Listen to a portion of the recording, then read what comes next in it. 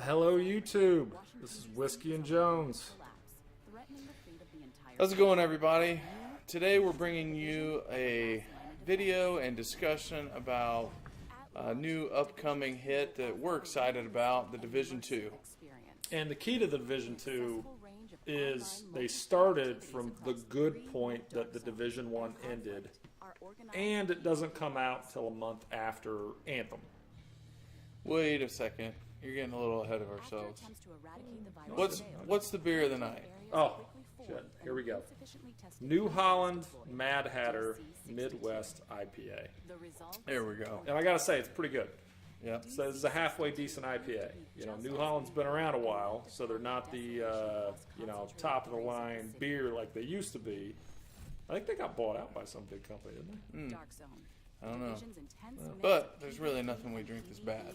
True. So, True. okay, back to Division 2. So, yeah, as you were saying, one of the things that we're most excited about is, at least based on what we know, what the developers are releasing, it does look like they are picking up from the Division 2 post DLC, which came with some excellent changes. Yeah, the last big patch sets that came out for the first Division game really saved that game and made it a truly fantastic game to play. Right. So I played it literally the day it came out. Most of the clan played it the day it came out. We played it up until a certain point, and then it just got really old really quick because the end game, wasn't there yet at the beginning. We completely dropped the game for the longest time, months and months and months and months. And I think after like 6 months or 8 months or something like that, they put out a massive patch that redid all sorts of stuff. And finally, it became one of the top loot shooters at that point in time. Right. Yeah, it was a lot of fun. If I remember correctly, that was when one of the versions of Destiny was just sort of tailing off. Yep. And starting to get bad. Yep, it's getting drying up a little bit. Yeah, it was drying up at that point, so we made the switch back, and I personally got addicted to it for a while there. I mean, there was a good 2-3 month time period where I was playing that game, the Division 1, non-stop there at the end. Right.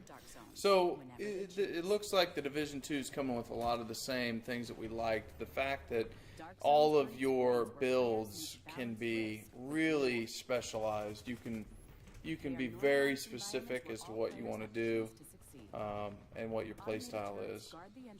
So I think that's a really neat thing, as opposed to Destiny, where you pick a class and they're a little different with their supers and movements, whatever, but they're still very similar. Yeah, it's still jack of all trades for every single one. There Yeah. wasn't a single class in Destiny where it was just like, oh, if you pick this class, you can't do X. Right.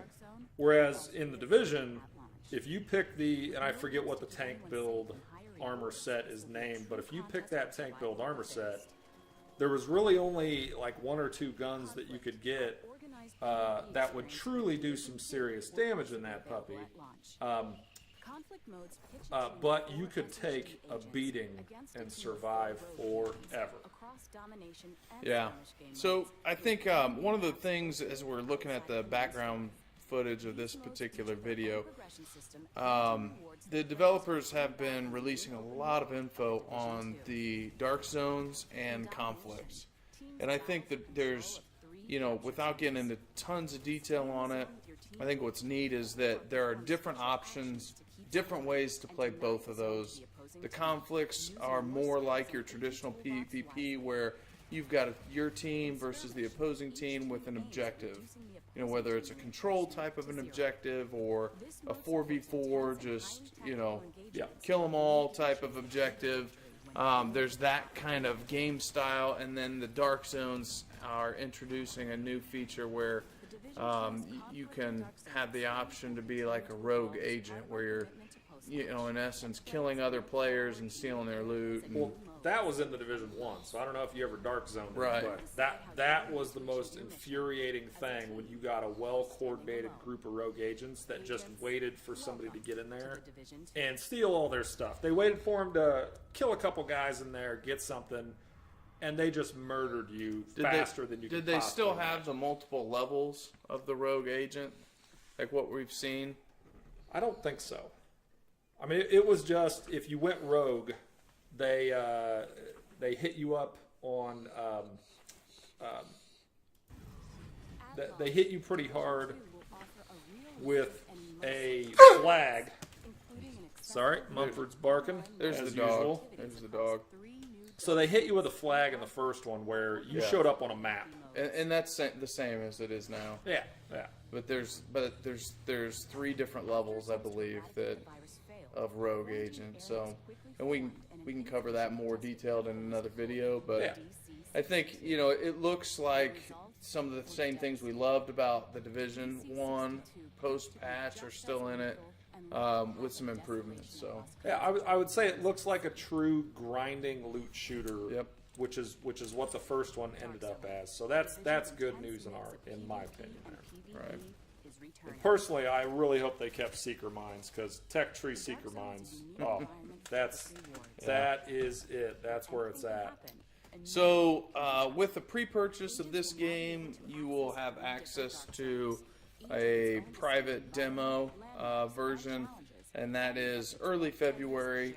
The game releases March 15th, or is scheduled to release March 15th. So, the benefit, as you said, is it's a month after the release of Anthem, so we get to delve into Anthem. Yeah, and if Anthem is utterly horrible, I doubt it will be, but if it is utterly horrible, Right. we'll have a game to play pretty quickly after that. I hope to God it's That's not right. utterly horrible. So, all right, I think that's it for this one.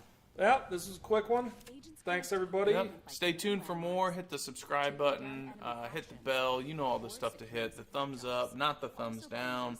Leave some comments. Let us know what you want to see next time, and we'll be back shortly.